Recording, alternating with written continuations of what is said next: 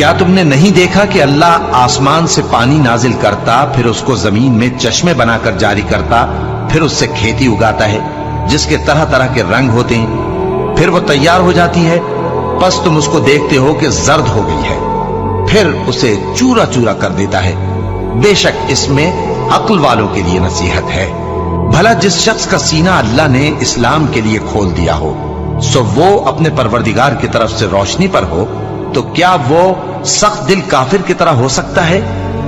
بس ان پر افسوس ہے جن کے دل اللہ کی یاد سے غافل اور سخت ہو رہے ہیں، اور یہی لوگ سراسر گمراہی میں ہیں۔ اللہ نے نہایت اچھی باتیں نازل فرمائی ہیں، یعنی کتاب جس کی آیتیں باہم ملتی جلتی ہیں اور دہرائی جاتی ہیں۔ جو لوگ اپنے پروردگار سے ڈرتے ہیں ان کے بدن کے رونگٹے اسے سن کر کھڑے ہو جاتے ہیں، پھر ان کی کھالیں نرم ہو جاتی ہیں اور دل بھی نرم ہو کر اللہ کی یاد کی طرف متوجہ ہو جاتی ہیں۔ یہی اللہ کی ہدایت ہے، وہ اس سے جس کو چاہتا ہے ہدایت دیتا ہے، اور جس کو اللہ گمراہ رہنے دے اس کو کوئی ہدایت دینے والا نہیں۔